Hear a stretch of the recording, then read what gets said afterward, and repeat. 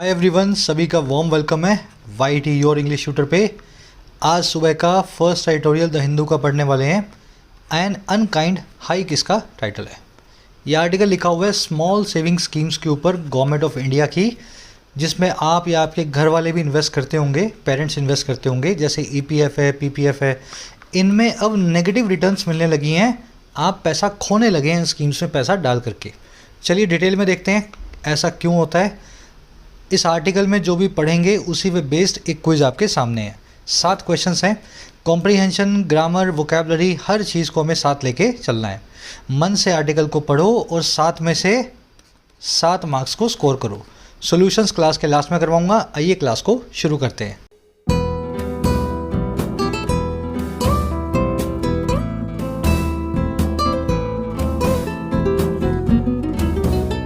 Alright, कह रहे G N unkind hike.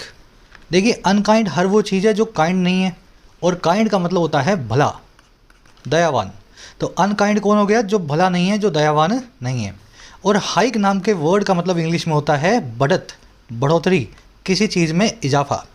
कह रहे इन स्मॉल सेविंग स्कीम्स की रिटर्न्स में सरकार ने इजाफा तो किया है, सरकार ने ये तो बोला है कि आपको अब रिटर्न्स ज़्यादा मिलेंगे, लेकिन जो इजाफा किया गया है ना वो अनकाइंड है। उस इजाफे का कुछ भी भला नहीं होने वाला है, उस इजाफे से किसी का फ़ायदा नहीं होगा। आ गई बात समझ में? इजाफा आया है, लेकिन इजाफा उतना नहीं है जितना होना चाहिए था।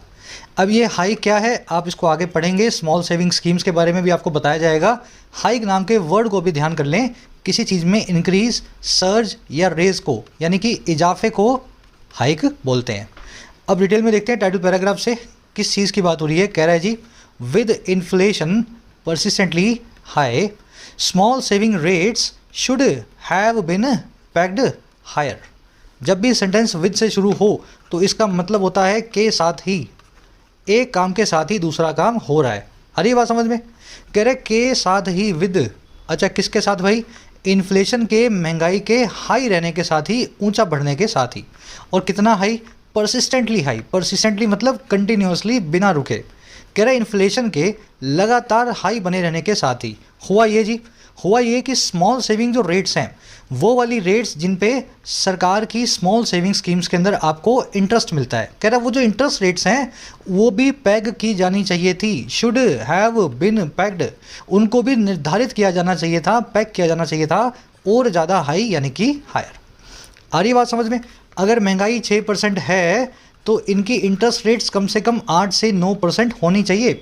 अगर ऐसा नहीं है ना तो इसका मतलब ये है महंगाई की वजह से लोगों के पैसे का सत्यानाश हो रहा है, क्योंकि आप जितनी इंटरेस्ट रेट रख के बैठे हो वो उतनी जो है इनफ नहीं है। चलो अब इस सेंटेंस की स्ट्रक्चर को देखते हैं। स्मॉल सेविंग रेट्स आपका सब्जेक्ट है ग्रीन कलर में, शुड हैव बिन पैक्ड इसकी वर्ब है पिंक कलर में। ये स्ट्रक्चर आप बड़े अच्छे से जानते हो, अगर नहीं जानते हो तो आपको करवा देते हैं। इस स्ट्रक्चर का नाम है कंडीशनल की स्ट्रक्चर। इसमें should have V3, would have V3 या कुड हैव V3 लगा रहता है। शुड का मतलब है चाहिए, वुड का मतलब है होता, कुड का मतलब है हो सकता था। तो शुड हैव V3 का मतलब है ऐसा करना चाहिए था, वुड हैव V3 का मतलब है ऐसा किया होता, और कुड हैव V3 का मतलब है ऐसा कर सकते थे। पास की बात हो रही है ना। अब देख रहे हो तीनों स्ट्रक्चर्स आप, ये तीनों स्ट्रक्चर्स हैं एक्टिव में। आप ही करोगे, आप ही होने वाले हो और आप ही कर सकते थे। लेकिन अगर पैसिव में यूज़ करना हो इन स्ट्रक्चर्स को तो आप बीच में क्या करते हैं? हैव के बाद लगा देते हैं बिन। अब याद रखना है तो याद रख लो। एक्टिव पैसिव अगर जानते हो तो वैसे ही आपको समझ में आ जाएगा। हैव के बाद विन आएगा, फिर V3 आएगी तो अपने आप ही पैसिव बन जाता है। अब इससे जो स्ट्रक्चर बनेंगी वो बनेंगी should have bin V3, would have बिन 3 और कुड हैव बिन V3। इनके मतलब क्या होंगे? ऐसा किया जाना चाहिए था। देखो यहाँ तो करना चाहिए था एक्टिव में, भाई आपको पढ़ाई करनी चाहिए थी। यहाँ पे किया जाना चाहिए था, भाई पढ़ाई की जानी चाहिए थी। आ रही है बात समझ में? यहाँ पे एक्टिव और यहाँ पे पैसिव। वैसे ही ऐसा किया होता और ऐसा हो गया होता, या ऐसा कर सकते थे, कुड हैव V3, और कुड हैव बिन V3 मतलब ऐसा किया जा सकता था।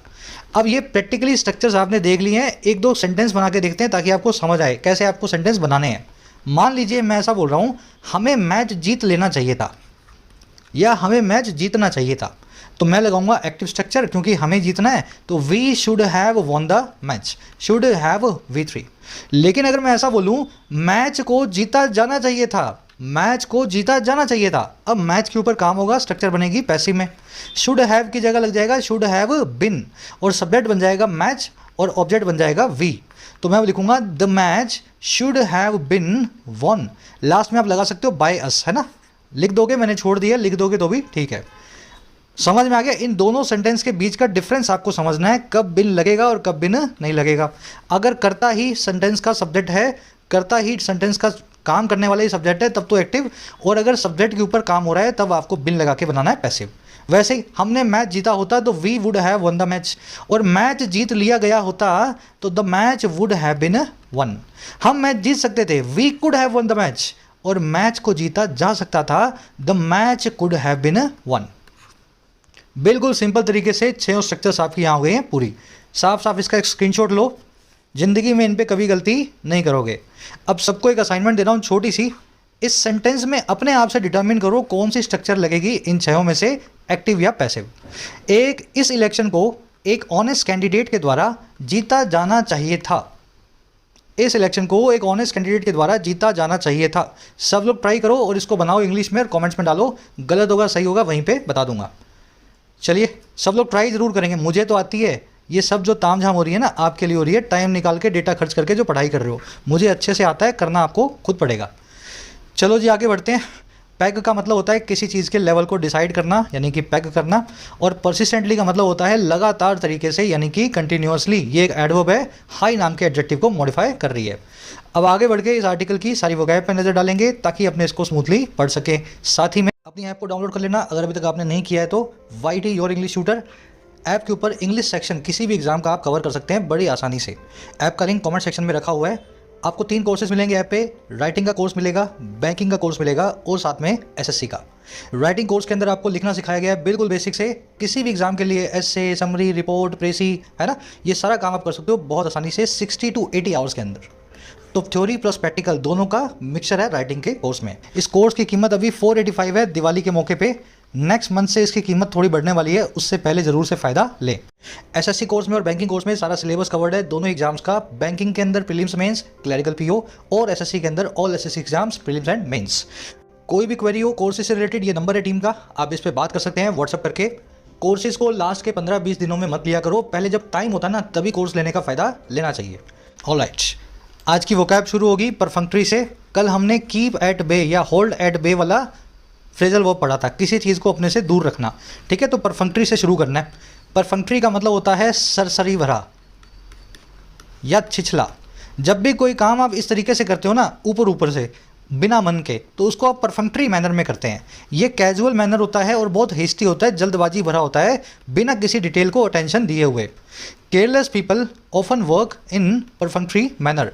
जो केयरलेस लोग होते हैं, लापरवाह लोग होते हैं, अक्सर सरसरे भरे तरीके से परफेक्ट्री मैनर के अंदर अपना काम करते हैं।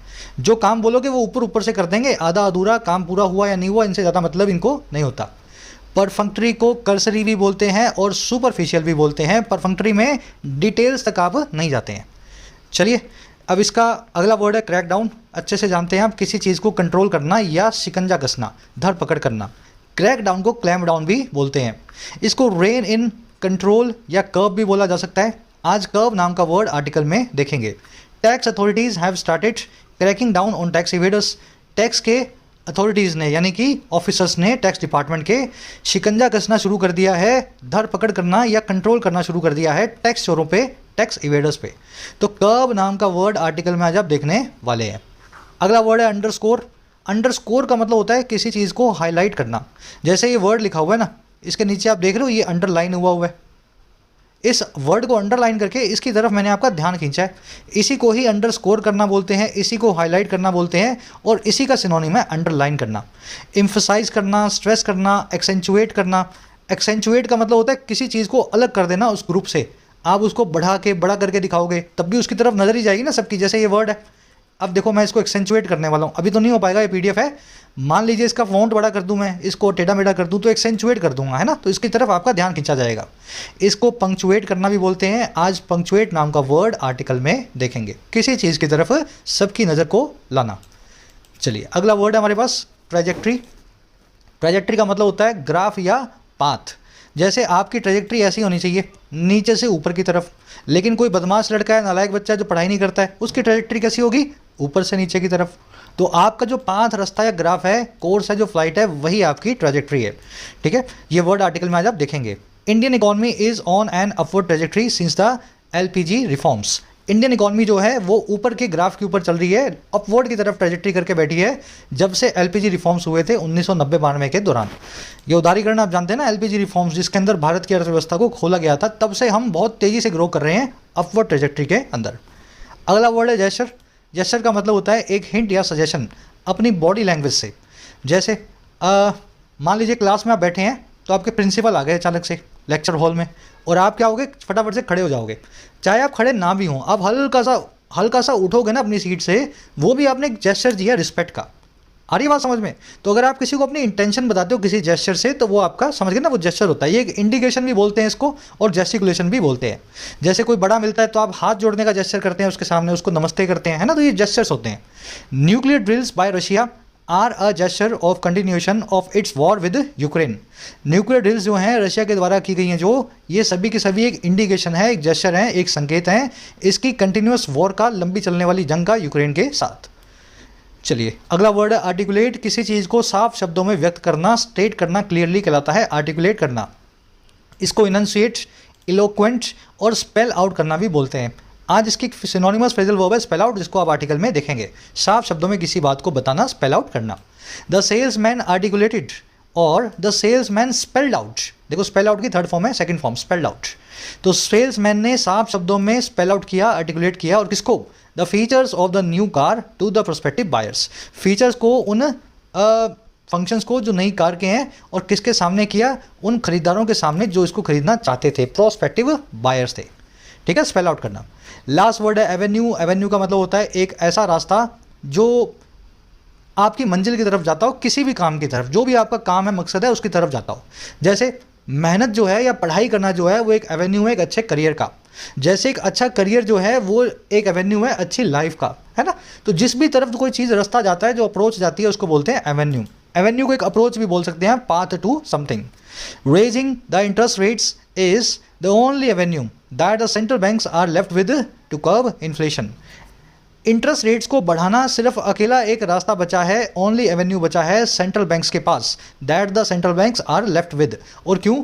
इन्फ्लेशन को कंट्रोल करने के लिए, उस पर काबू पाने के लिए। तो और कोई रास्ता इनके पास नहीं है, एक ही अप्रोच, एक ही एवेन्यू। एवेन्यू के लिए एक बहुत ही अच्छा वर्ड है बुलवर्ड। बुलवर्ड भी एक बड़ी सी रोड होती है, एक रास्ता होता है ना। फिजिकल रोड को भी बुलवर्ड बोलते हैं। चलिए 5-6 वर्ड्स हैं, डिटेल में करवा दिए हैं। चलिए एक समरी दे दें आपको आर्टिकल की, किस बारे में लिखा हुआ है। देखो समरी ये है कि आप इन्फ्लेशन के बारे में जानते होंगे। इन्फ्लेशन का मतलब है महंगाई। अगर इन्फ्लेशन 10% है ना, इसका सीधा सा मतलब ये है कि 100 रुपये अगर आपने अपने घर में रखे, अपने बेड के नीचे, गद्दे के नीचे, 1 साल बाद उनकी कीमत रह जाएगी 90 रुपये की। तो आज जो सामान आप 90 रुपये में खरीद रहे हो ना, 1 साल बाद वो 100 रुपये में आएगा। आपके 100 रुपये 90 रुपये के सामान हो जाएंगे। बात आ गई समझ में? और ये क्यों होगा? महंगाई की वजह से। अब एक दूसरी चीज़ को समझो।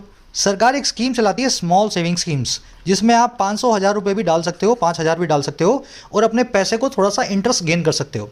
इन स्कीम्स के नाम होते हैं EPF, PPF, आपने नाम सुने होंगे इनके, सुकन्या समृद्धि योजना, किसान विकास पत्र, इंदिरा विकास पत्र।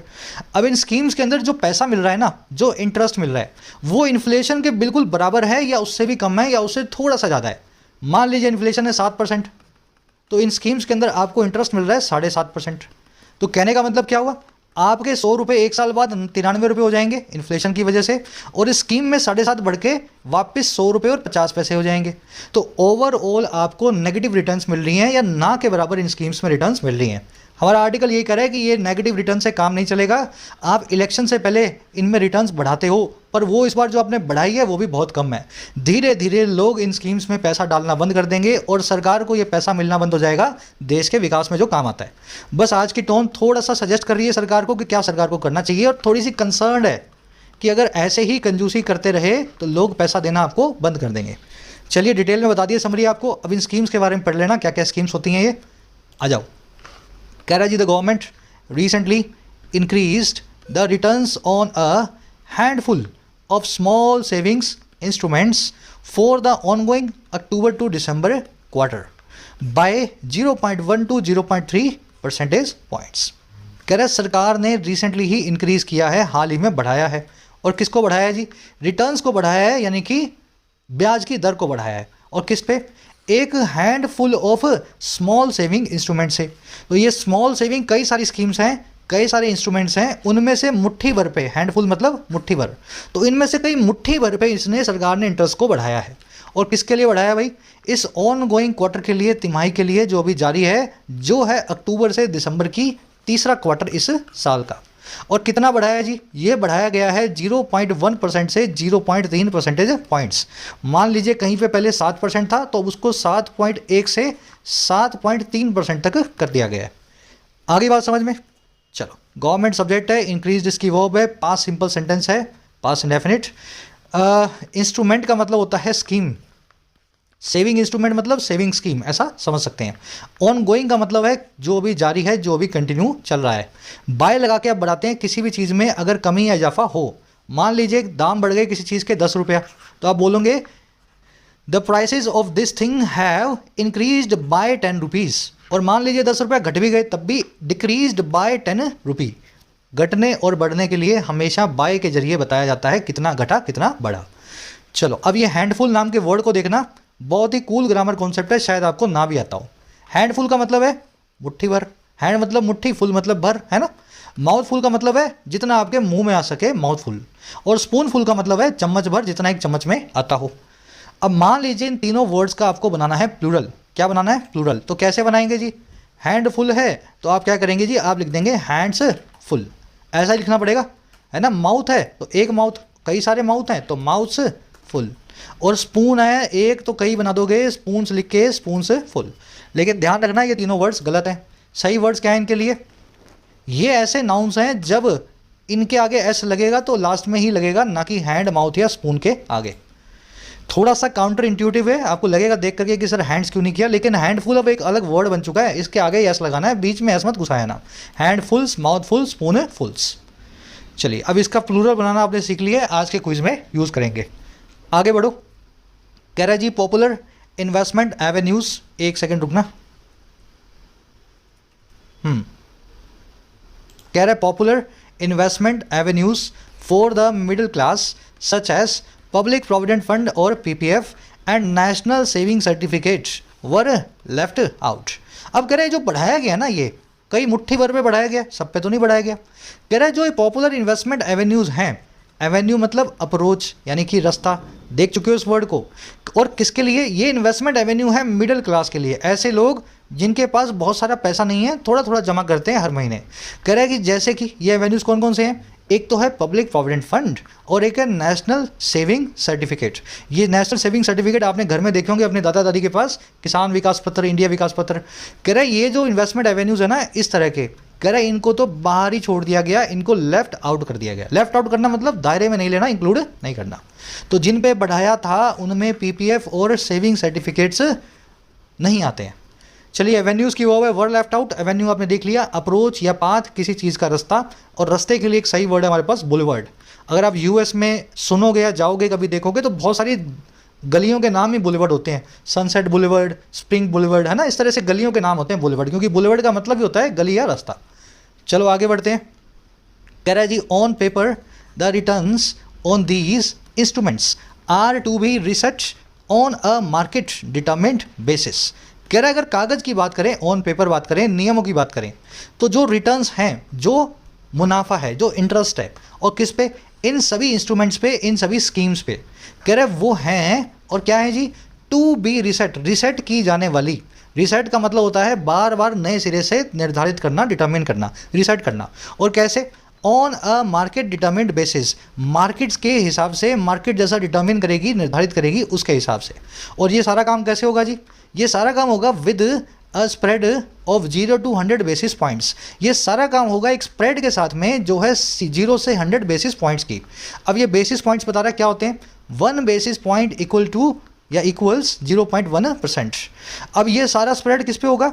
ये सारा स्प्रेड होगा over the yields on government securities with comparable maturities. ये सारा स्प्रेड होगा उन यील्ड्स पे, उन रिटर्न्स पे, उस ब्याज की दर पे जो मिलता है सरकार की सिक्योरिटीज़ पे, सरकार के बॉन्ड पे, और वो वाले बॉन्ड जिनकी मेच्योरिटी, जिनका टेन्योर जो होता है, समय काल होता है, वो कंपेरेबल होता है इन स्कीम्स के। थोड़ा सा लंबा सेंटेंस है, आप पहली बार इन वर्ड्स को सुन रहे हो, थोड़ा मुश्किल लगेगा लेकिन बहुत आसान है। कह रहे अगर कागजों की बात करें ना, रूल्स की बात करें, तो जो भी रिटर्न्स या यील्ड्स या ब्याज या मुनाफा इन स्कीम्स पे मिलता है, वो सारा मुनाफा जो है, रिटर्न जो है, रिसेट होनी चाहिए, बार बार निर्धारित होनी चाहिए जो है बाजार के हिसाब से, मार्केट के हिसाब से। अगर मार्केट में महंगाई बढ़ गई तो इनकी रिटर्न भी बढ़ा दो, मार्केट में महंगाई घट गई तो इनके भी घटा दो, और ये सारा काम होगा एक स्प्रेड के साथ में। स्प्रेड का मतलब होता है प्लस या माइनस। कह रहा है प्लस माइनस की गुंजाइश के साथ में जो है 0 से 100 बेसिस पॉइंट्स की, 1 बेसिस पॉइंट हो गया 0.1%, 100 बेसिस पॉइंट्स हो गया 1%। अब ये प्लस माइनस किस पे होगा, किसके हिसाब से होगा? ये हिसाब से होगा ओवर द यील्ड्स, उन यील्ड्स के हिसाब से, उन रिटर्न्स के हिसाब से। यील्ड और रिटर्न एक ही बात है। जो होती है सरकारी सिक्योरिटीज़ पे, सरकार सिक्योरिटीज़ भी इशू करती है अपने ट्रेजरी बॉन्ड्स, जिनकी इतनी ही जो है मेच्योरिटी का जो कंपेरेबल मेच्योरिटी के हों। तो मान लीजिए 5 साल की एनएसएस स्कीम है और 5 साल का सरकारी बॉन्ड है, सरकारी बॉन्ड पे 8% मिल रहा है, तो एनएसएस स्कीम पे भी 7 से 8% मिलना चाहिए। 1% की स्प्रेड हो गई, गुंजाइश भी आप ले सकते हो, 7% रख सकते हो, लेकिन इससे कम नहीं रखोगे। और हाँ, 9% भी रख सकते हो, लेकिन इससे ज़्यादा नहीं रखोगे। तो ये होती है स्प्रेड, समझ गए, प्लस माइनस की गुंजाइश। चलो सिंपल सेंटेंस है मेरे ख्याल अभी। रिटर्न्स की वर्ब है आर, स्प्रेड आप समझ गए हैं, प्लस या माइनस की गुंजाइश को बोलते हैं। रीसेट का मतलब होता है रीडिटर्मिन करना। यील्ड और रिटर्न एक ही बात है, दोनों का मतलब होता है होने वाला मुनाफा। चलो आगे कह रहे जी, that this has not been adhered to is evident even at a cursory glance। कह रहे ये बात की that, अच्छा कौन सी बात? कि ये जो ऊपर वाली चीज़ है ना, इसको adhere to नहीं किया गया है, इस चीज़ को सख्ती से फॉलो नहीं किया गया है। कह रहे ये जो बात है ना that is evident, ये बात बड़ी है साफ। और कैसे? यहाँ तक कि इवन एक कर्सरी ग्लांस से भी, ग्लांस का मतलब होता है निगाह, लुक, और कर्सरी का मतलब होता है सुपरफिशियल, परफंक्टरी यानी कि सरसरी भरा। तो अगर आप सरसरी भरे तरीके से भी देखो, आप कैलकुलेटर ना भी लो तो भी आप समझ जाओगे कि ये जो अडियर टू नहीं किया जा रहा, ऊपर वाला रूल, ये स्प्रेड वाला रूल फॉलो नहीं किया जा रहा। अच्छा कैसे? कह रहा है given the long pause between rate changes, देखते हुए उस लंबे पॉज को, उस लंबे ब्रेक को जो आया है रेट की चेंजेस के अंदर। तो सरकार 3-3 साल रेट चेंज नहीं करती है, तो सीधे सीधे ही पता लग रहा है कि सरकार इस फॉर्मूला को फॉलो नहीं कर रही है। बात आ गई समझ में? स्ट्रक्चर सेंटेंस की देख लिया आपने। जब भी दैट से सेंटेंस शुरू हो और उसके बाद में कुछ नाउन या प्रोनाउन रखा हो तो समझ लेना दैट का मीनिंग होता है ये बात की।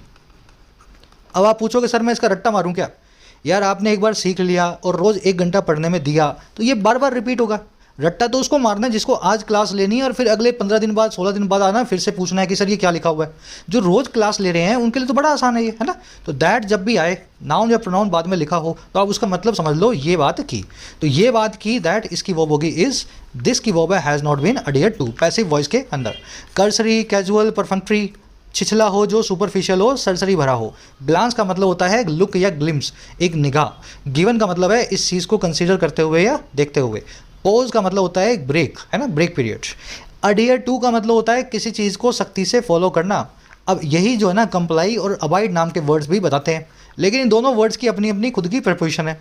अडियर के साथ में टू, कंप्लाई के साथ में विद, अबाइड के साथ में बाय। तीनों का मतलब बिल्कुल सेम, लेकिन तीनों की फ्रेजल वर्ब्स अलग अलग चलती है। बढ़े आगे, स्क्रीनशॉट ले लो इसका, बार बार आता है ये भी आपकी रीडिंग में, याद रहेगा आपको मेरे ख्याल से। आगे कह रहा है जी, following interest rate hikes this year to curb inflation, government securities yields have been shooting up। कह रहे फॉलोइंग यानी बाद में। अच्छा जी, किसके बाद? इंटरेस्ट रेट्स की हाइक के साथ बाद में, जो इस साल हुई थी, इंटरेस्ट रेट्स में जो इजाफा किया गया था। और क्यों? कर्ब करने के लिए, इन्फ्लेशन को कंट्रोल करने के लिए, महंगाई को। अब ये कौन सी इंटरेस्ट रेट है? जो आरबीआई बढ़ाता है, SLR, CRR, है ना, जो सारी जो है इंटरेस्ट रेट्स उनको बढ़ाता है। कह रहे हैं इस इजाफे के बाद में जो इन्फ्लेशन को करने के लिए किया गया था, हुआ ये कि गवर्नमेंट सिक्योरिटीज जो हैं, जिनके ऊपर ये स्प्रेड का फॉर्मूला लगा के आपको स्मॉल सेविंग स्कीम्स की इंटरेस्ट निर्धारित करनी थी, कह रहे ये गवर्नमेंट सिक्योरिटी की जो रील्स है ना, ये तो शूट अप करती जा रही हैं, ये तो बहुत ज़्यादा बढ़ चुकी हैं, आसमान को छू रही हैं। शूट अप करना, किसी चीज़ का तेज़ी से ऊपर जाना। यील्ड्स की वर्ब है have been shooting up, present perfect continuous tense, ये काम हो भी रहा था और आज भी जारी है। चलो और आगे बढ़ते हैं। आगे ये हुआ कि this month the reserve Bank of India said that interest rates offered on various schemes in the quarter are 44 to 77 basis points below the formula implied rates. अब यही बात आरबीआई ने भी बोल दी, रिजर्व बैंक ने ये बोल दिया इसी मंथ, इसी जो है महीने कि जो इंटरेस्ट रेट्स है ना, जो ऑफर की जाती हैं बहुत सारी इन स्कीम्स पे, जैसे कि ऊपर आपको स्कीम्स के नाम बताए गए हैं, ये सारी की सारी स्मॉल सेविंग स्कीम्स में जो इंटरेस्ट रेट दी जाती हैं करंट क्वार्टर में चलती हुई तिमाही में, वो इतनी कम है, इतने पॉइंट बिलो हैं। और किसके? उन रेट्स के जो फॉर्मूला इम्प्लाइड है, जो इस फॉर्मूला के हिसाब से निर्धारित की जानी चाहिए थी, इम्प्लाई होती थी। इम्प्लाई का मतलब होता है सजेस्ट होना, रिकमेंड होना। तो जो ये फॉर्मूला रिकमेंड कर रहा था उससे 77 से 44 बेसिस पॉइंट कम है। एक बेसिस पॉइंट का मतलब होता है 0.1%। बात आ रही है समझ में? 44 बेसिस पॉइंट अब आप समझ गए हैं कितना कम है। 4-5% जो है सरकार आपको कम जो है मतलब जो रिटर्न्स दे रही है।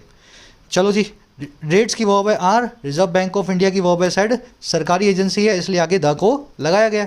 और आगे बढ़ो, कह रहे जी इम्प्लाइड समझ गए ना, इस फॉर्मूला ने जो इम्प्लाई किया है वो रेट्स जो रिकमेंडेड हैं, इम्प्लाइड हैं, सजेस्टेड हैं इस फॉर्मूला के द्वारा। आगे कह रहा है the PPF for instance should have been earning 7.72% this quarter instead of 7.1% accruing now. कह रहा है जो पीपीएफ है फॉर इंस्टेंस का मतलब होता है फॉर एग्जाम्पल। कह रहा है उदाहरण के तौर पे जो पीपीएफ नाम की स्कीम है इसको ये अर्न कर रहा होना चाहिए था।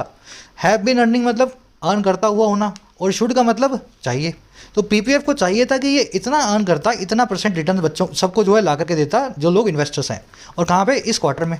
और किसके बजाय भाई? इंस्टेड ऑफ बजाय 7.1% के जो ये अर्न कर रहा है, अक्रू कर रहा है आज की डेट में, तो इतना ही दे रहा है इसके मुकाबले। इस वजह से सरकार की स्कीम में आपको नुकसान होना तय है।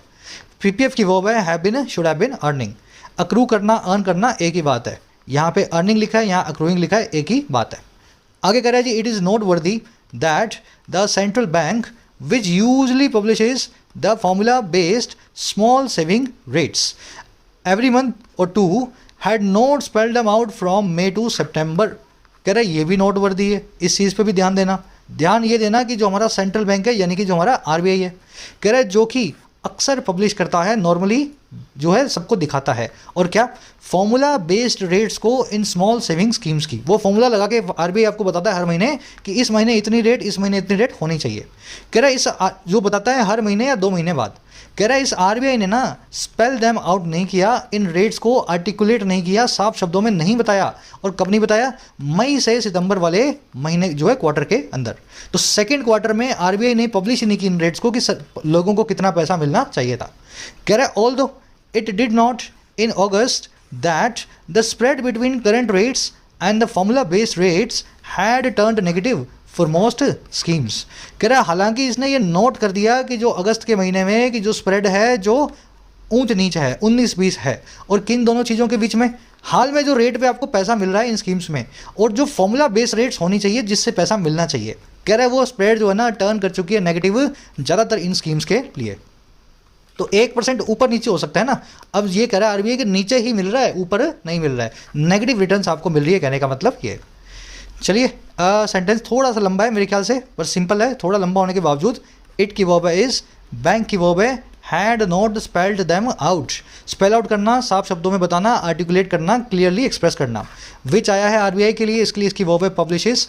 सेंट्रल बैंक आरबीआई सिंगुलर है इसलिए विच की वर्ब भी सिंगुलर है ना, एंटीसीडेंट के हिसाब से वर्ब ले गए। इट की वर्ब है डिड नॉट, इट आया है आरबीआई के लिए। यहाँ पे नोटेड भी लिख सकते थे लेकिन डिड नॉट लिखा गया है इसलिए ताकि नोट नाम की वर्ब पे जोर डाला जा सके। तो हेल्पिंग वर्ब को जब जब अफर्मेटिव सेंटेंस में प्रेजेंट टेंस में बाहर निकाला जाए तो वो बन जाती है एम्फेटिक हेल्पिंग वर्ब।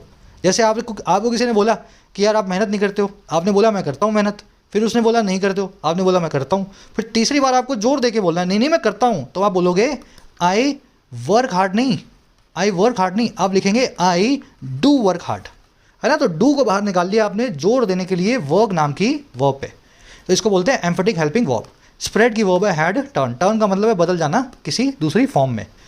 अब आ जाओ नेक्स्ट पैराग्राफ पे। अब कह रहा है जी कम होने से होता क्या है, लोगों को नुकसान कैसे होता है। कह रहा है for house holds that have been grappling with 6% plus inflation since January.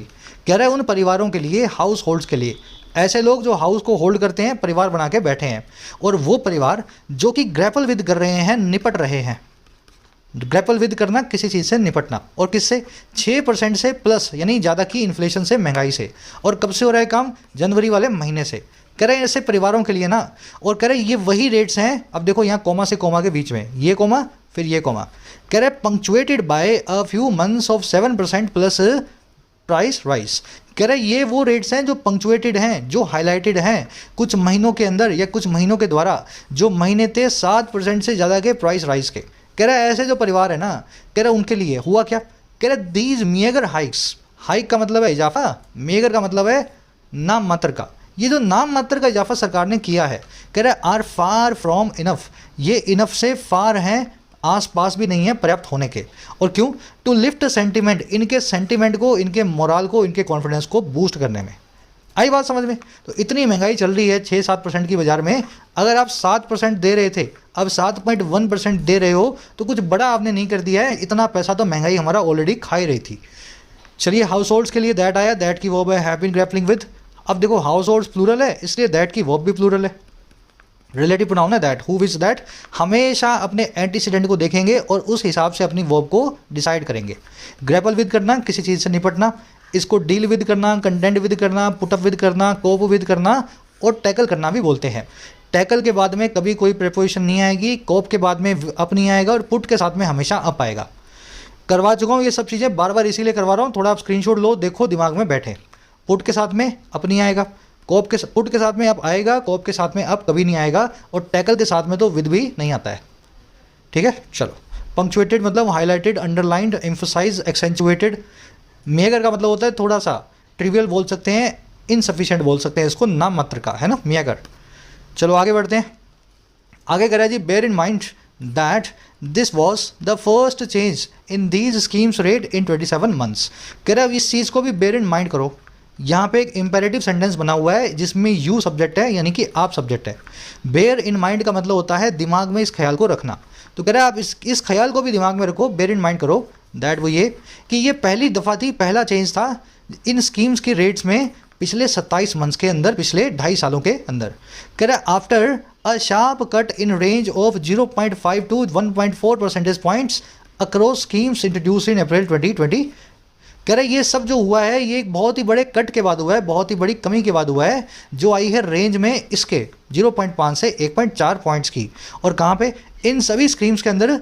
और ये जो इंट्रोड्यूस किया गया था शार्प कट 2020 अप्रैल में, पैंडमिक के बिल्कुल बाद में।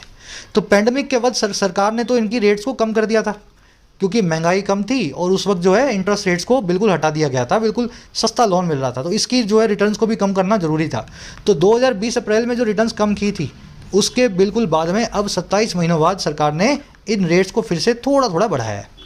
चलो, बेयर यहाँ पे वर्ब है, सब्जेक्ट यू है जो कि हिडन है, दिस की वर्ब है वॉज, और कुछ देखने वाला है नहीं। इंट्रोड्यूस्ड आया है शार्प कट के लिए, वो शार्प कट जो इंट्रोड्यूस किया गया था अप्रैल 2020 के अंदर।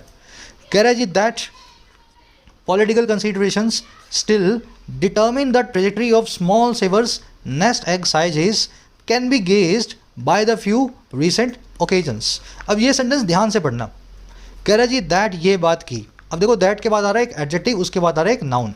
इस नाउन के लिए इस दैट ने काम कर दिया ये बात की वाली, बताया था ना आपको भाई, एडजेक्टिव आ रहा है लेकिन ये एडजेक्टिव तो नाउन से जुड़ा हुआ है, इसका खुद का तो कोई अस्तित्व है नहीं, कोई एग्जिस्टेंस है नहीं। तो दैट के बाद में एक्चुअल में एक नाउन ही आ रहा है जो एडजेक्टिव लगा के आया। तो दैट का मतलब क्या होगा? ये बात की। कह रहा है जी ये बात की। अच्छा जी, कौन सी बात? बात ये है कि जो पॉलिटिकल कंसिडरेशन है, सियासी चिंताएं हैं, और कौन सी चिंताएं जो आज भी डिटर्मिन करती हैं, निर्धारित करती हैं, और किसको? ग्राफ को, ग्रोथ को, ट्रेजेक्ट्री को, इन स्मॉल सेवर्स के, इन जो है मिडिल क्लास के लोग जो हमारे जैसे हैं स्मॉल सेवर्स, इनके नेस्ट एग के साइजेस को।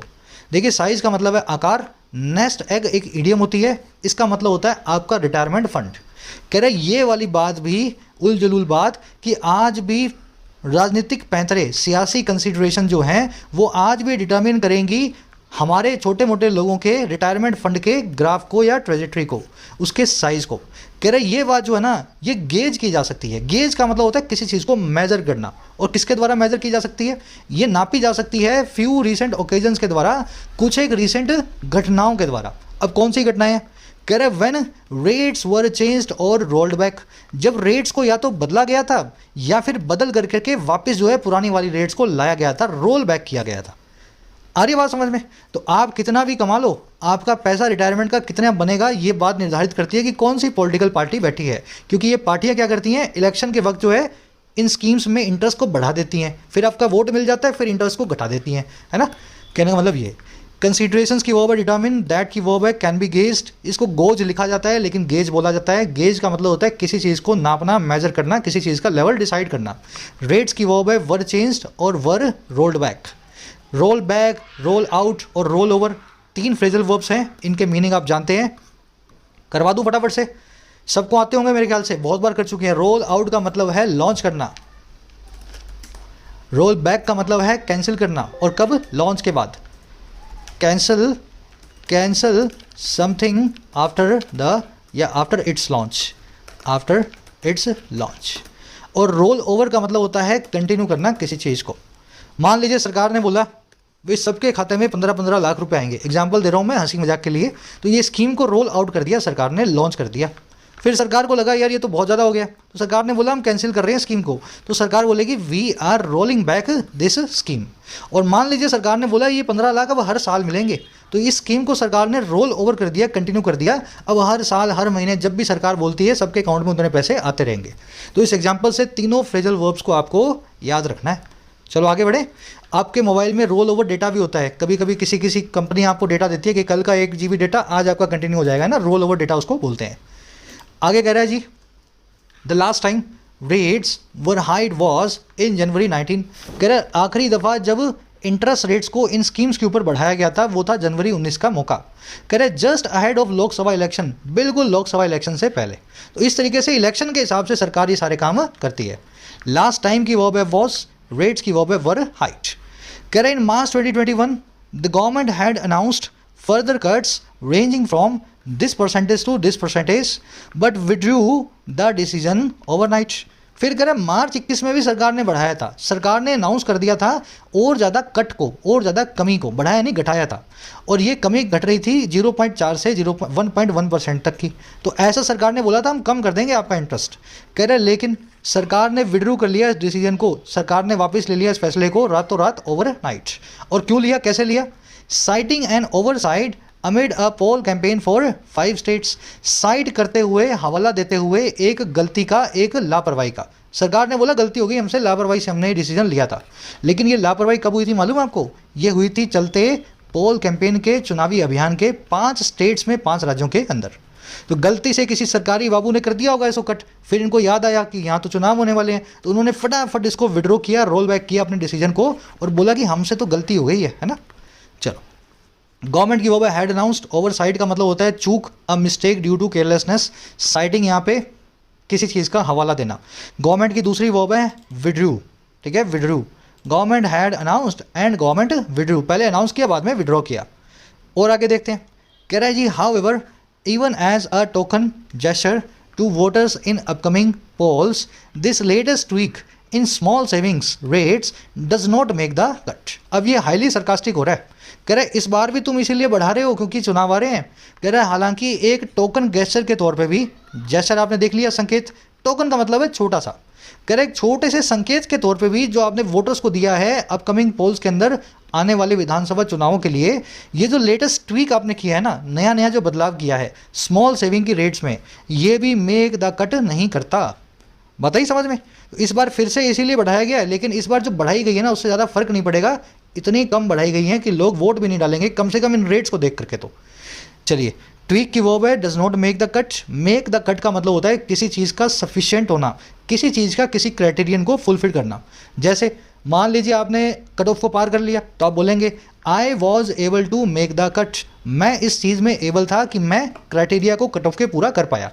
ठीक है, इसको कट द मस्टर्ड भी बोलते हैं। दोनों इडियम्स याद रखना, make the cut, cut the mustard, किसी कसौटी पे खरा उतरना, कहने का मतलब ये। तो ये कसौटी पे खरा नहीं उतरेंगे, does not make the cut. Gesture आप देख चुके हैं। आगे कह रहा है जी as the RBI's top brass warned earlier negative returns have serious consequences for the economy. कह रहे जैसा कि आरबीआई की टॉप ब्रास ने, ब्रास का मतलब होता है मैनेजमेंट, कह रहे आरबीआई के सबसे ऊपर के लोगों ने वार्न भी किया था, चेताया भी था सरकार को कि नेगेटिव रिटर्न जो आ रही हैं इन स्कीम्स में उनके सीरियस कॉन्सिक्वेंसेज हैं, बहुत ही गंभीर दुष्परिणाम है। और किसके लिए? पूरी अर्थव्यवस्था के लिए। अच्छा कब? If households which are the biggest lenders stop parking their savings, कह रहे अगर घर परिवार जो हैं, जो कि भारत के सबसे बड़े लेंडर्स हैं, जो भारत के सबसे बड़े कर्जदाता हैं, हम ही तो कर्ज देते हैं बैंकों को इन स्कीम्स के अंदर पैसा डाल के, कह रहे हम ही जो लेंडर्स हैं ना, हम बंद कर देते हैं पार्क करना, रख देना अपने सेविंग को, अपनी बचत को in such fixed income instruments and banks, ऐसे फिक्स्ड इनकम इंस्ट्रूमेंट्स में और बैंक्स में। तो यही बोला था आरबीआई ने कि बढ़ा दो इंटरेस्ट को, इतना कम रखोगे तो लोग बैंक में पैसा डालना बंद कर देंगे, आपकी स्कीम में पैसा कम डालेंगे, इकॉनमी के लिए बहुत बुरी हालत हो जाएगी। ब्रास की वर्ब है वांट, रिटर्न्स की वर्ब है हैव, हाउस होल्ड्स की वर्ब है, क्या वर्ब है इसकी? स्टॉप। विच की वर्ब है आर। पार्क का मतलब होता है रखना, जमा करना, पार्क योर सेविंग्स मतलब सेविंग्स को जमा करके कहीं पे रखना। कह रहा था next quarter should see a fair and healthier reset of returns, कह रहा अगले क्वार्टर को अब देखना ही चाहिए एक और ज़्यादा फेयर का मतलब होता है एकदम सही, निष्पक्ष हो जो, और हेल्थियर मतलब और ज़्यादा हेल्दी, कह रहे ज़्यादा हेल्दी और ज़्यादा फेयर रीसेट को देखना चाहिए इन रिटर्न्स में, नया रिटर्न्स आना चाहिए जो हेल्दी हो।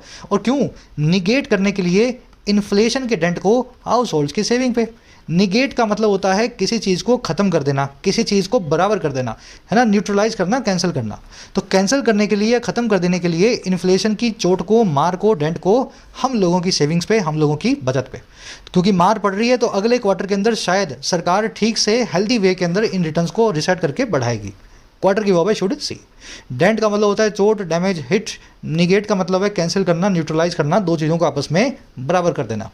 चलिए बहुत इंटरेस्टिंग आर्टिकल था ये, थोड़ा सा इकोनॉमिक कनेक्शन भी आपको समझ में आता है चीज़ों का, इंटरेस्ट रेट्स और एफडी की रिटर्न्स, इनमें क्या कनेक्शन है ना। जल्दी से सातों क्वेश्चंस को देख लो। फर्स्ट क्वेश्चन में आपसे पूछा है, जैसा कि रेफरेंस किया गया, इशारा किया गया इस पैसेज में, सबसे बड़ा रीज़न क्या था 2021 में मार्च के अंदर रिटर्न्स को दे देने के बाद रोल बैक करने का?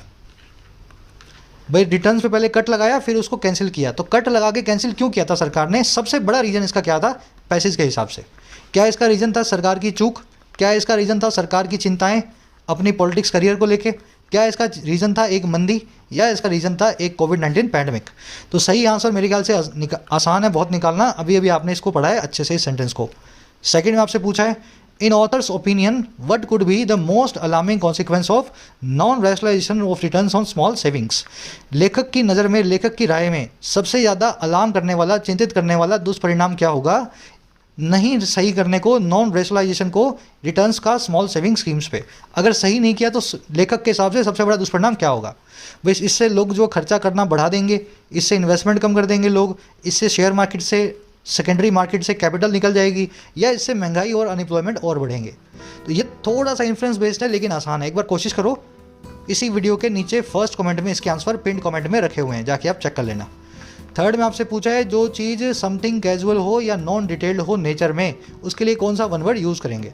तो दो करवाएं आपको, दो में से एक को किसी को भी बता दो, दोनों आते हैं तो दोनों बता देना।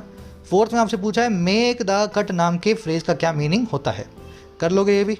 पाँचवें छवें में दो एरर्स हैं, एरर्स आपको मैं हिंट दे देता हूँ, शायद यहाँ पे रखी हों, ठीक है, अब इन एरर्स को पकड़ लेना। और सातवें के अंदर आपसे पूछा है, ईडियम नेस्ट एग का क्या मीनिंग होता है? सब कुछ आ गया इस क्विज में, ट्राई दो इसको अच्छी सी, मन लगा के 10 मिनट दो, और फिर आउट ऑफ 7 कितने मार्क्स मिले जरूर से कमेंट्स में बताना। फर्स्ट कमेंट में सबके आंसर रखे हुए हैं, कंटेंट सारा अवेलेबल है एप्लीकेशन पे, राइटिंग का, एसएससी का और बैंकिंग का। ऐप को जाओ, कमेंट सेक्शन से डाउनलोड करो, फर्स्ट कमेंट से लिंक रखा है। कोई भी क्वेरी हो, ये नंबर है व्हाट्सएप का, टीम से आप मैसेज करके बात कर सकते हैं व्हाट्सएप पे।